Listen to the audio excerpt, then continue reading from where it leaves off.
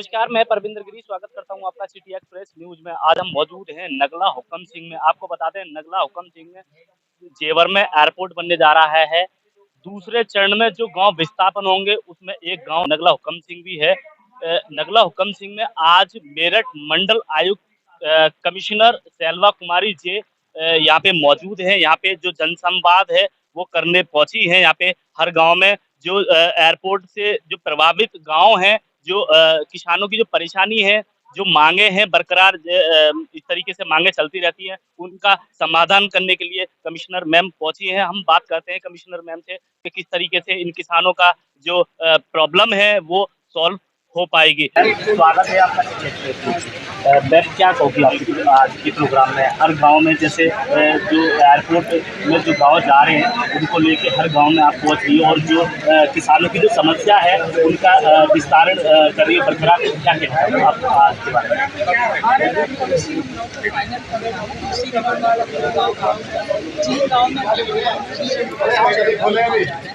ताकि इनका एक्चुअली मांग क्या है वो समझने के लिए, क्योंकि कुछ चीज़ें इनके द्वारा बताया गया है। कई बार लोग वहाँ पे भी आते हैं या ऑफिस में जाते हैं, हम लोगों ने सोचा गांव में ही बैठ के इनको सुन लेते कि ज़्यादा से ज़्यादा समस्या। उसी क्रम में हम लोग पॉलिसी बनाए ताकि मैक्सिमम जितने भी मांगे इनका है अकोमोडेट करके सभी के जितने मैक्सिमम हम लोग अकोमोडेट कर सकते हैं उसी क्रम में। तो मैम ने कह रहा था जैसे ये गांव नगला हुकम सिंह गांव विस्थापन वैसे तो चाहता ही नहीं है, अगर चाहता है तो कुछ काफी मांगे हैं इनकी, क्या वो इनकी पूरी की जाएंगी? इनका ये था कि गाँव हम लोगों का लेना कई मांगे उनके द्वारा बताया गया है, कई मांगे सही है, हम लोग करने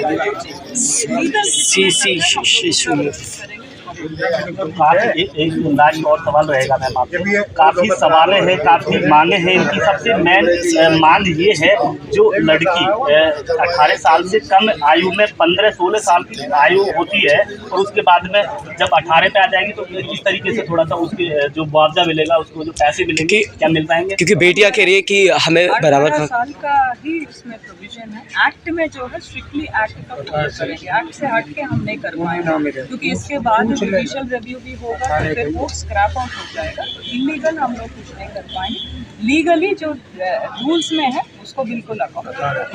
थैंक यू मैम। तो जब संवाद किया गांव वालों से, हर गांव में जो जेवर एयरपोर्ट से प्रभावित गांव है, हर गांव में जाने के बाद में कमिश्नर मैम ने बताया कि इस तरीके से जो किसानों की जो समस्या है उनको हल किया जाएगा। धन्यवाद। और जैसे ही हम लोगों के संज्ञान में आया, हमने पूरी एक मत से सीईओ साहब के यहाँ अपनी दरखास्त लगाई कि भाई हमें आप ज़मीन ले लो, गांव छोड़ दो।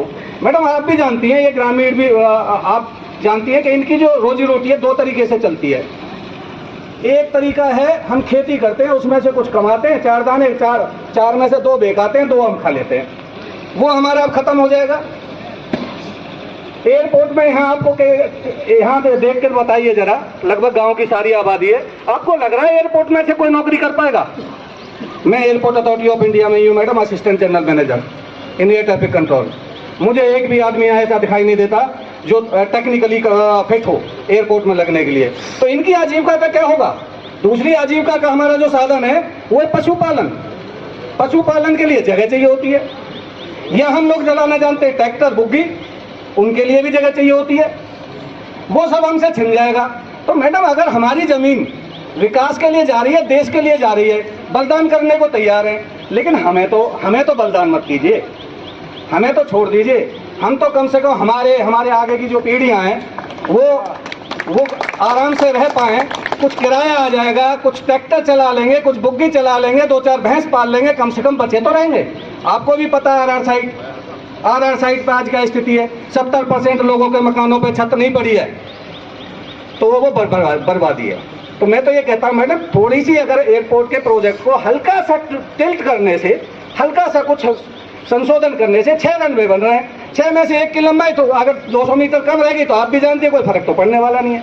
सारे रनवे पे तो ये बोइंग 787 आएंगे नहीं, तो एक रनवे पहले तो छोटा नहीं हो रहा है, आगे बढ़ाने के लिए हमें जगह नहीं रहेगी, ये बिल्कुल ठीक बात है।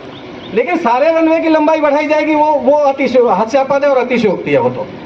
तो अगर एक पूरे गांव को विस्थापन का दर्द आप जानते हैं, अगर चिड़िया का घोंसला टूट जाता है तो 3 दिन तक रोती है, 3 दिन तक चिल्लाती है, कोई सुने या ना सुने वो चिल्लाती रहती है 3 दिन तक। ये तो इंसान है। तो हमारा जो घरौंदा है बड़ी मुश्किलों से बना है, कैसे कैसे 50 सालों में 100 सालों में जाके अब पक्की छत पर आ पाए, नहीं तो झोपड़ी में ही रह रहे थे। लाइट की व्यवस्था नहीं हुआ करती थी, रास्ते नहीं थे, पानी भरा रहता था। अभी अगर विकास आया है और हमारी जमीन पर विकास हो रहा है, हमें भी उसका भागीदार बनाओ। हमारी केवल यही प्रार्थना है, हमें उससे वंचित ना करो। धन्यवाद। आए हुए सभी मंडला आयुक्त जी, हमारे AD/MLA साहब, SDM साहब, हमारे ACP और प्रशासनिक अधिकारी एवं पुलिस प्रशासन, मेरे समक्ष बैठे हुए सभी किसान भाई, बुजुर्ग, बच्चे, हमारे साथ जो ये छल फरेब किया जा रहा है, यह हमारा कोई अभी तक जनगणना के नाम पर सहमति के फॉर्म भरवाए गए, उन पे साइन करा लिए गए। ये हमारे साथ जनता के साथ फरेब किया गया है। पहला सवाल मेरा ये है।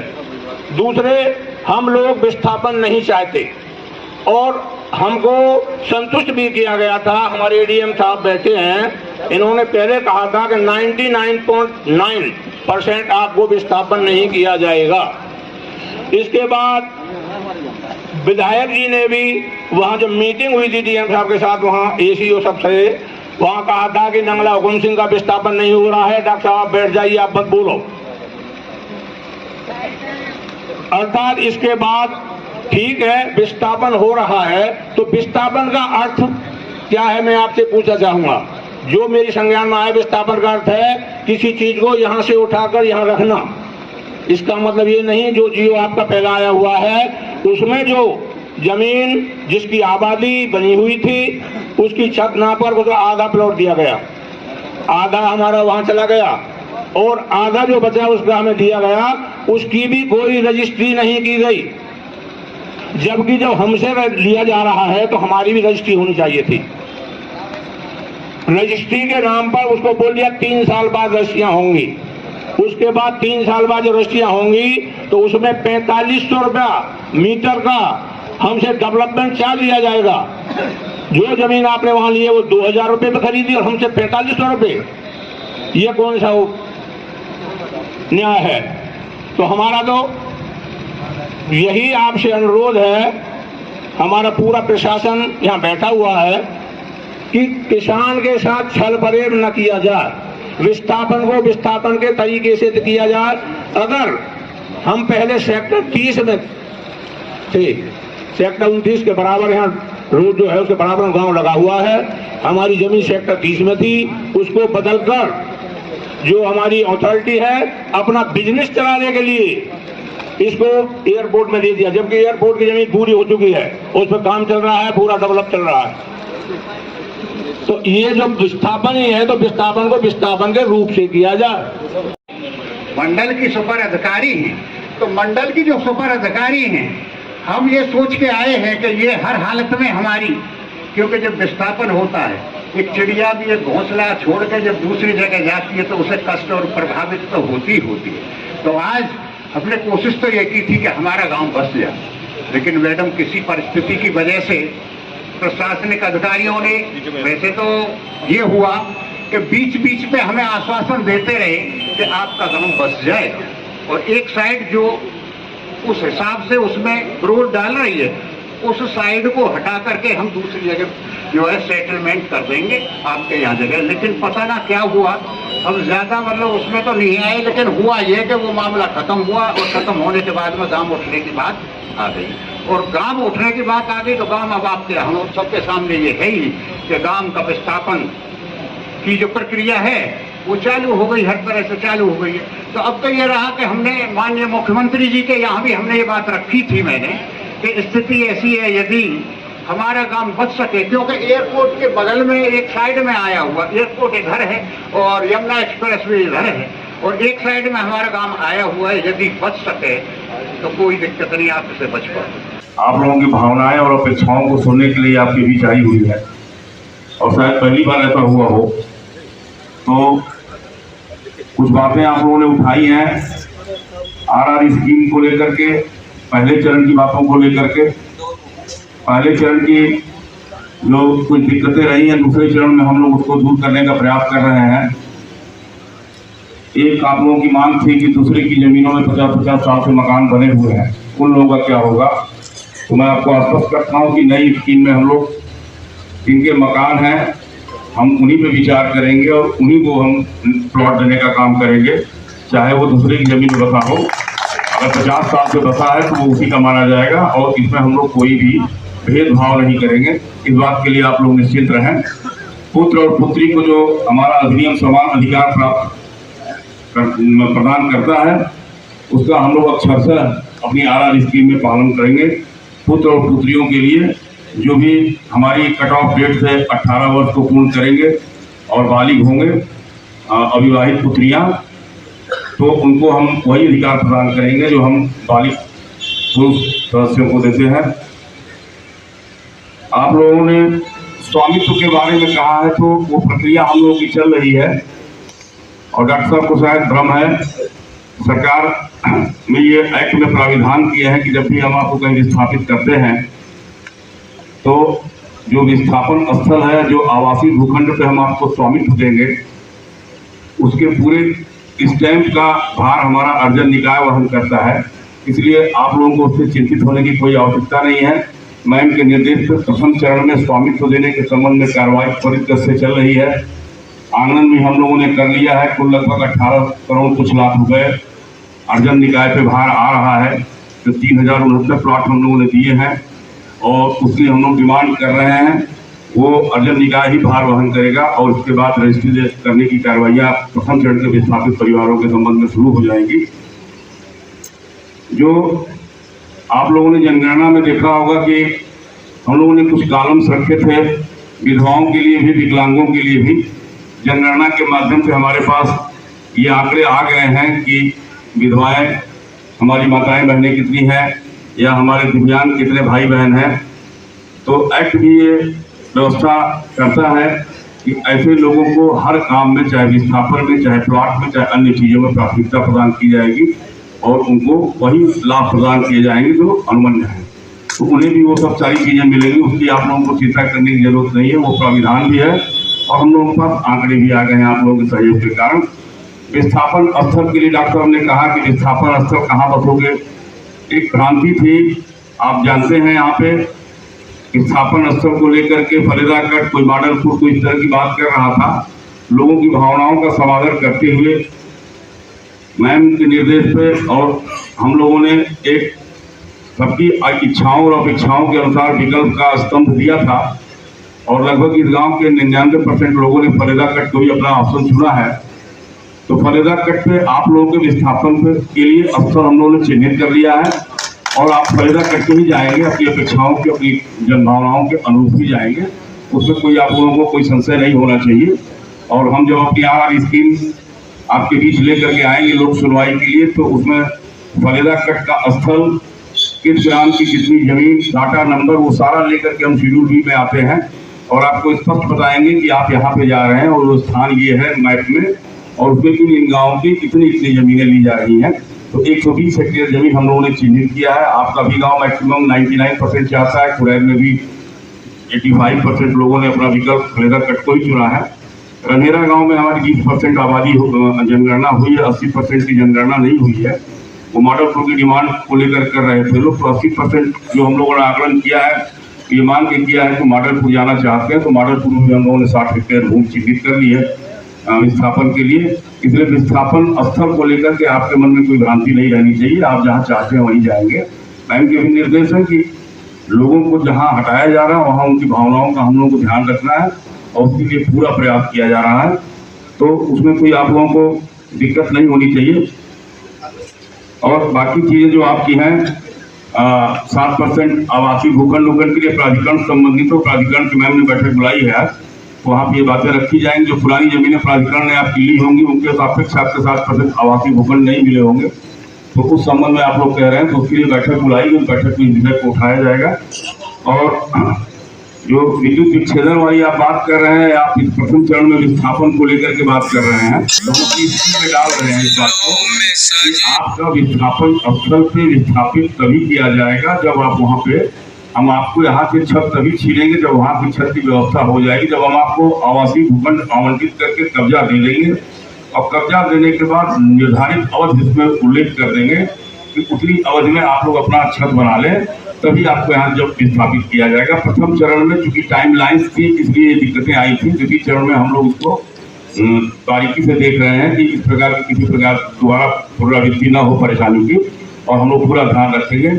आप लोगों का अब तक के सहयोग के लिए हम लोग बहुत बहुत आभार व्यक्त करते हैं। आप लोगों ने बहुत सहयोग किया हम लोगों का, चाहे सहमत का विषय रहा हो या जनगणना का विषय रहा हो, सभी लोगों ने बहुत सहयोग प्रदान किया और इस अंतर्राष्ट्रीय परियोजना के भूमि अधिग्रहण के द्वितीय चरण के में आप लोगों की इस भूमिका के कारण ही, इस सकारात्मक पहल के कारण ही हम अधिनियम की धारा 11 का प्रकाशन करा पाए, जनगणना का कार्यक्रम संपन्न करा पाए और आरआर की स्कीम लगभग बनाने की स्थिति में है और आपके बीच लेकर के जन सुनवाई, लोक सुनवाई के लिए आएंगे, आपके आक्षेपों को सुनेंगे, आपके फिर विचारों को सुनेंगे, आपकी आपत्तियों को लेंगे और फिर उसको निस्तारित करने के बाद उसमें क्या क्या सम्मिलित किया है, सब सम्मिलित करने के बाद ही आरआर स्कीम फाइनल करेंगे। तो इसके लिए आप लोग चिंतित मत हो, जो भी लाएंगे आपके सामने लाएंगे और जो आपके सुझाव विचार आएंगे कानून की परिधि में, उसमें हर संभव आपकी समस्याओं का निदान करने का हम लोग प्रयास करेंगे, जिससे आप लोग किसी प्रकार की परेशानी का सामना न करना पड़े। आपसे पुनः हम लोग अपेक्षा करते हैं कि इसी प्रकार का सहयोग आप प्रदान करते रहेंगे, जिससे हम लोग इस अधिग्रहण प्रक्रिया को निर्विघ्न और शांतिपूर्ण तरीके से आगे बढ़ा सकें। बहुत बहुत धन्यवाद। सारी चीज़ें एसडीएम साहब ने बता दी हैं। मैं आपका भू अर्जन अधिकारी हूँ, उस लहजे से मैं बता रहा हूँ कि जो विस्थापन का मामला था वो तो साल हो गया है कि कहाँ पे बसाया जाएगा। बाकी जो जनगणना हुई है उसमें आप लोगों ने बहुत सहयोग किया है, उसके लिए मैं आपको धन्यवाद व्यक्त करना चाहूँगा। बाकी 18 साल के बच्चों के लिए या 18 साल से नीचे बच्चों के लिए जो स्कीम बननी है उसको हम अभी आरआर स्कीम बना रहे हैं। उसमें कोशिश करेंगे जो भी आप लोग मांग रख रहे हैं उसको समायोजित किया जाए और उसका सलूशन किसी तरीके से निकाला जाए। जहाँ तक युवाओं को जॉब देने का प्रश्न है, पिछले वाले जो हमारा अर्जन हुआ था स्टेज 1 में, उसमें मात्र 360 लोगों ने जॉब का चयन किया था 5 लाख की जगह पे। उन 360 लोगों की सूची हमने मोबाइल से बना करके जूरी को दे रखी है और वो लोग उसमें से जो भी योग्यता अनुसार है वो नौकरी अभी देने का काम कर रहे हैं। जब एयरपोर्ट 2024 में ऑपरेशनल हो जाएगा तब उसमें जो जॉब क्रिएट होंगे उसमें भी देने का काम करेंगे। हमने पिछली वाली भी आरआर स्कीम में डाला था कि एयरपोर्ट आने के बाद जो भी ज़मीनें जिन किसानों को जाएंगी, जो एमओयू वगैरह साइन होंगे, उसमें इस बात का उल्लेख किया जाए कि जिन किसानों की ज़मीन जा रही है, जो अफेक्टेड फैमिलीज़ हैं, उनके बच्चों को रोजगार आवश्यक रूप से उसमें दिया जाए। पिछली वाली स्कीम में जो कमियां रह गई थी, अब जो ये स्कीम बन रही है इसमें हम उनको दूर करने की कोशिश करेंगे। जैसा एसडीएम साहब ने बताया, पिछली बार हमारे पास समय कम था विस्थापन के लिए, लेकिन इस बार हम सफिशिएंट समय आप लोगों को देंगे कि आप लोग अपना अच्छे से घर बना सकें। और बाकी जो अन्य सुविधाएँ जो आप कह रहे हैं कि सामाजिक परिवेश जैसा है वैसे ही रखा जाए या जिस तरीके से बसे हुए लोग वैसे बसाया जाए, इसका भी ध्यान रखा जाएगा। और विधवा विकलांग के लिए तो एक्ट में प्रोविजन है कि इनको प्रायोरिटी दी जाए, हर चीज़ में प्रायोरिटी दी जाए। तो हम ये स्कीम में पिछली बार भी डाले थे, इस बार भी डालेंगे और उन्हें कोई समस्या नहीं होगी। आप लोगों ने अभी तक पूरा जो चला है, हमारी धारा 11 हुई है और जनगणना हुई है, उसमें बहुत सहयोग किया है, उसके लिए मैं आप लोगों का आभार प्रकट करना चाहता हूँ। अब मैं आयुक्त महोदया से अनुरोध करूँगा कि वो आपको संबोधित करें। जितने भी लोग आए हुए हैं और अपना पक्ष रखे हैं, पहले तो हम सबको धन्यवाद देंगे। सेकेंडली आपको अभी आप लोगों ने बताया कि आपका गांव अगर छोड़ सकते हैं छोड़ दीजिएगा करके, तो ये पूरा प्रयास हुआ है। जितने भी इफर्ट्स है ये पहले भी संज्ञान में लाया गया था, तो फिर इस क्रम में मीटिंग भी हुआ था। तो क्योंकि डिज़ाइन एक बना हुआ है जिसके क्रम में हम लोग कार्रवाई आगे बढ़ रहे हैं, तो ये स्टेज तक इसीलिए पहुंचा है क्योंकि हम लोग अवॉइड नहीं कर पाए, इसीलिए तो हम लोग we have to go head with the RNR policy. R&R policy के तहत आप लोगों ने जो मांगे रखी हैं, अभी 5वें गांव है ये, और भी गांव हम गए थे, कई डिमांड्स उनका भी सिमिलर है, आपने जो रखा है उसी के टाइप का उनका भी है सिमिलर। उसीलिए जो भी हम लोगों का पॉलिसी पिछले बार बना, फेज 1 में बना है, कुछ कमियां पॉइंट आउट किए गए थे, जैसे अभी आपने भी पॉइंट आउट किया है। अभी हम लोग ड्राफ्ट जो बना रहे हैं, पूरा कोशिश हम लोग कर रहे हैं कि उसमें ये सब पॉइंट एड्रेस हो जाए। और कुछ चीज़ों में जैसे अभी बताए थे कि 12 लाख मिलना चाहिए, जो भी हम लोगों का नियम आज की तारीख में जो भी है गाइडलाइंस और नियम, उसके हट के हम लोग नहीं कर पाएंगे, वो आप लोग भी समझ रहे हैं। बट हम लोगों का पूरा कोशिश रहेगा कि डिस्क्रिशन अगर है हम लोग कर सकते हैं तो मैक्सिमम हम लोग जो मदद कर सकते हैं, जितने भी यहाँ के लोग हैं उनको करा जा सकते हैं, कर लेंगे। रही बात ये जो युवकों का नौकरी की बात है, आपने जो बताया सही बात आ रही है। 360 लोगों का सूची जो मिला है, उस लेवल का काम अभी क्रिएट नहीं हुआ। फर्स्ट एंड फॉरमोस्ट ये है कि नौकरी देने लायक वो स्टेज आया नहीं है जिसमें इनको अकोमोडेट किया जा सकता है। सेकेंडली, अगर नौकरी मिलेगा, ये भी है कि कई बच्चों को ये भी आशंका थी दूसरे गांव में कि कितने साल तक रहेगा, परमानेंट रहेगा, टेम्पररी, कई चीज़ों में। तो उसमें पॉलिसी पिछले बार डिस्कस हुआ था, आज भी डिस्कस कर रहे हैं, ताकि हम लोग एक क्लियर पॉलिसी वो लेके आएंगे। क्योंकि अगर एयरपोर्ट है तो उसके रिलेटेड कुछ नौकरियां होते हैं जिसके क्रम में कुछ क्वालिफिकेशंस होते हैं, वो ही ले पाएंगे। अदरवाइज ऑल्सो कोई एक एयरपोर्ट अगर आता है, जैसे हमारे यहाँ चेन्नई एयरपोर्ट आया है और भी कई एयरपोर्ट हमारे स्टेट में जो आए हैं, उसके आसपास बहुत डेवलपमेंट हुआ, इंडस्ट्रियल एस्टेट डेवलप हुए हैं, उसके आगे जा करके होटल्स डेवलप हुए हैं, वेयर हाउसेस डेवलप हुए हैं, काफ़ी डेवलपमेंट होता है। तो नौकरी का तो ज़्यादा परेशानी नहीं होना चाहिए। अदरवाइज ऑल्सो जो बच्चे हैं, और इसके हटके भी माननीय मुख्यमंत्री जी का निर्देश है कि स्किल डेवलपमेंट सेंटर बना करके उसमें इनको ट्रेनिंग भी दिया जाए, क्योंकि वो अपना एम्प्लॉयमेंट पॉलिसी में बताएंगे कौन कौन चीज़ों का नौकरी उनके लिए अवेलेबिलिटी रहेगा। एक प्रोसीजर होता है सरकारी नौकरी के लिए, तो वो प्रोसीजर और वो क्वालिफिकेशंस अगर बच्चों के अंदर होगा तो फिर उसको लिया जाएगा। बट वो पॉलिसी में क्लैरिटी मिल जाएगा आपको जो भी है। अदरवाइज हम लोग ये बता रहे हैं बच्चों को, जो भी बच्चे हैं वो अपना 5.5 लाख जो लिए हैं उनको कह रहे हैं कि ले लीजिएगा, जितने भी बच्चे हैं। अभी भी हम कहेंगे जितने बच्चे, क्योंकि नौकरी का तो आपको कमी नहीं रहेगा। एक पॉइंट ऑफ टाइम आएगा ऐसे जिसमें आप लोगों को चूज करना पड़ेगा कि यहाँ जाएं या वहाँ जाएं। उस तरह से डेफिनेटली उस तरह का विकास देने वाला प्रोजेक्ट है ये, इसीलिए ये किया गया है। और कुछ पॉइंट्स आपने जो बताया है, जैसे आपका लोकेशन को लेकर के वो ऑलरेडी एड्रेस हो चुका है, माननीय विधायक जी के द्वारा भी कन्वे किया जा चुका है। उसी लाइन पे हम लोग करेंगे, क्योंकि आप लोग पूरा अपना शिफ्ट करना है आपको, तो उस हिसाब से ही हम लोग करेंगे। बाकी आप लोगों ने जो मांगा है जो कॉमन फैसिलिटीज का, जैसे स्कूल्स का है, पीएचसी का है और अन्य जो सुविधाएं हैं जो शिफ्ट होंगे, उसको भी हम लोग R&R पॉलिसी में जो भी है हम लोगों का शिफ्टिंग जब होगा तो पूरा कोशिश ये रहेगा जितने भी आपका मांग है अकोमोडेट हो जाएगा। तो आपसे आगे ड्राफ्ट पॉलिसी भी पब्लिश होगा, 1-2 दिन में पब्लिश करेंगे हम लोग। तो उसको लेकर के आप भी एक बार विचार करके फिर आप एक बार बता सकते हैं कि क्या है, तो उसके बाद ही हम लोग उसको फाइनल करेंगे। उसमें भी कोई कमी अगर रह जाती है या कोई भी और सुझाव अगर आपको देना है जो लीगल है, जिसमें हम लोग कर सकते हैं लीगली जो भी सही है, उसको हम लोगों का पूरा प्रयास ये रहेगा अकोमोडेट करने के लिए। बाकी सभी पॉइंट्स एड्रेस हो गए हैं। ड्राफ्ट पॉलिसी जरूर हम अनुरोध करेंगे, जिनका जमीन जा रहा है वो एक बार जरूर देख ले उसमें, और कोई भी सुझाव उसको आपको देना है उसके एडिशनल में, उसके लिए हम लोग अकोमोडेट करें। क्योंकि पहले भी गांव में इसी तरह का मांग रेस हुआ था, तो हम लोग उसको लेकर के ही बनाए हैं ड्राफ्ट। और भी 2-3 पॉइंट्स आपने जो एक्स्ट्रा बताया है, जैसे बिजली का आपने बताया, वही सब पॉइंट्स भी हम लेके उसको फाइनल कर लेंगे।